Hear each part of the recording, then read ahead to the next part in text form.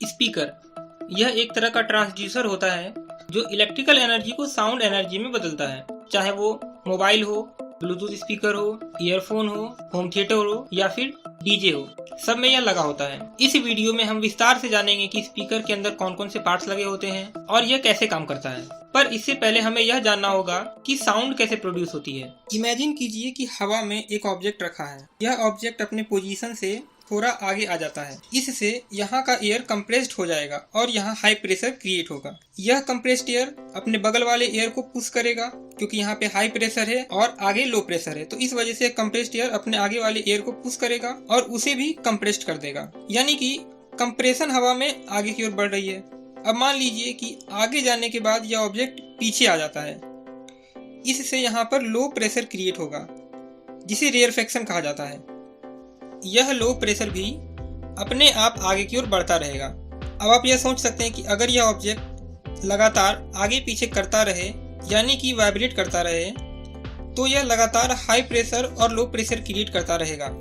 यह high pressure और low pressure का जो सीरीज क्रिएट हुआ है, यह हवा में आगे की ओर ट्रेवल करेगा। इसी ट्रेवलिंग हाई प्रेशर और लो प्रेशर को साउंड बोला जाता है, जिसे हमारा कान सुनता है।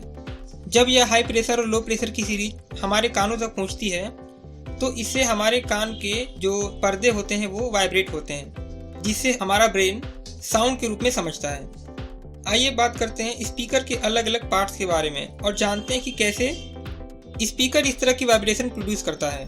स्पीकर में मुख्यतः ये सारे पार्ट्स होते हैं: frame, magnet assembly, voice coil, spider, cone और सराउंड। मैग्नेट असेंबली में एक पावरफुल सर्कुलर मैग्नेट होता है। इसका नॉर्थ और साउथ पोल इसके फेस पर होता है। इससे बनने वाली मैग्नेटिक फील्ड ज़्यादा स्ट्रॉन्ग नहीं है क्योंकि यह चारों तरफ फैला हुआ है। इसके मैग्नेटिक फील्ड को स्ट्रॉन्ग बनाने के लिए इसे कंसंट्रेट करना होगा ताकि यह ज़्यादा इफेक्टिव रहे। तो इसे कंसंट्रेट करने के लिए आयरन का प्लेट यूज किया जाता है।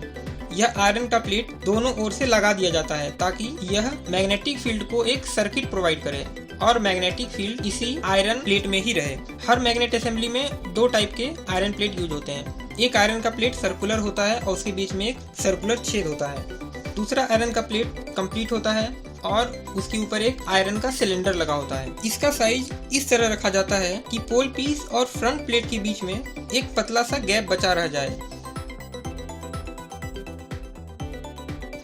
इस तरह की असेंबली के कारण इस गैप में बहुत ही स्ट्रॉन्ग मैग्नेटिक फील्ड बन जाता है। वॉइस कॉइल, इसे बनाने के लिए कागज, कैप्टॉन या एल्यूमिनियम की पतली शीट को रोल करके इसके एक सिरे पर इंसुलेटेड कॉपर वायर लपेटा जाता है। वॉइस कॉइल का डायमीटर प्रिसाइसली इस गैप के अकॉर्डिंग रखा जाना चाहिए ताकि यह इस गैप में रहे और वाइब्रेट करते समय ना ही पोल पीस से टकराए और ना ही फ्रंट प्लेट से टकराए, नहीं तो इससे आवाज डिस्टॉर्ट हो जाएगी। वॉइस कॉइल के फंक्शन को जानने के लिए हमें एक और चीज समझना पड़ेगा, वो है magnetic effect of electric current. तो दोस्तों, जब भी मैग्नेटिक फील्ड में रखे हुए वायर में से होकर इलेक्ट्रिक करंट पास करते हैं तब उस वायर पर एक फोर्स लगता है। यह फोर्स मैग्नेटिक फील्ड और वायर दोनों के परपेंडिकुलर होता है। इस फोर्स के डायरेक्शन को हम फ्लेमिंग्स लेफ्ट हैंड रूल से पता कर सकते हैं। करंट का डायरेक्शन या मैग्नेटिक फील्ड का डायरेक्शन उल्टा कर देने पर फोर्स का भी डायरेक्शन उल्टा हो जाता है। यह फोर्स मैग्नेटिक फील्ड और करंट दोनों पे डिपेंड करता है, यानी कि अगर हम करंट को डबल कर देंगे तो लगने वाला फोर्स भी डबल हो जाएगा। यह वॉइस कॉइल इस मैग्नेटिक गैप में सस्पेंडेड रहता है।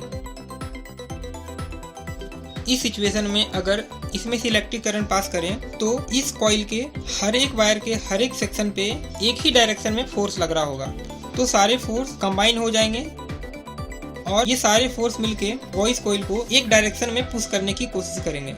अगर करंट का डायरेक्शन उलट दें और दोबारा सारे फोर्स दूसरी डायरेक्शन में ऐड हो जाएंगे और इस कॉइल पे दूसरी डायरेक्शन में फोर्स लगने लगेगा। इस वॉइस कॉइल में से अलग अलग वेवफॉर्म की इलेक्ट्रिक करंट पास करके इसको अलग अलग तरह से वाइब्रेट कराया जाता है। तो जिस तरह की साउंड प्रोड्यूस करनी होती है उसी तरह का इलेक्ट्रिक करंट इसमें पास किया जाता है।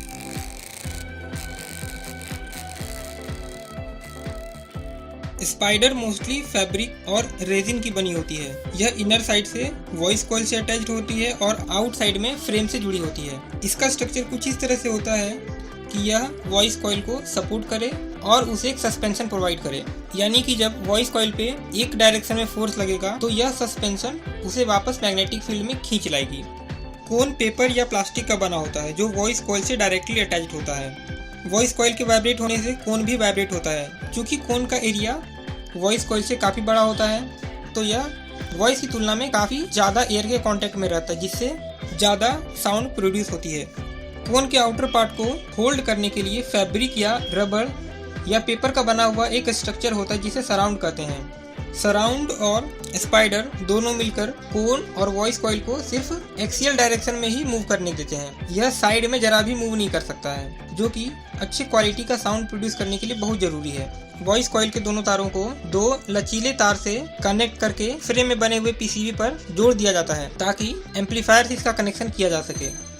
जैसे ही हम एम्पलीफायर में साउंड प्ले करते हैं तो एम्पलीफायर इसमें साउंड के अकॉर्डिंग ही इलेक्ट्रिक करंट पास करता है, जिससे कि वॉइस कॉइल वाइब्रेट होती है। वॉइस कॉइल वाइब्रेट होने से कोन भी वाइब्रेट होता है और इस तरह से यह कोन हवा में हाई प्रेशर और लो प्रेशर क्रिएट करता है, जिससे कि साउंड प्रोड्यूस होती है। उम्मीद है आपको जब वीडियो पसंद आया होगा। अगर आपको पसंद आया है तो प्लीज़ इसको लाइक करें, शेयर करें और फ्यूचर में इसी तरह की वीडियो देखने के लिए हमारे चैनल को सब्सक्राइब करें।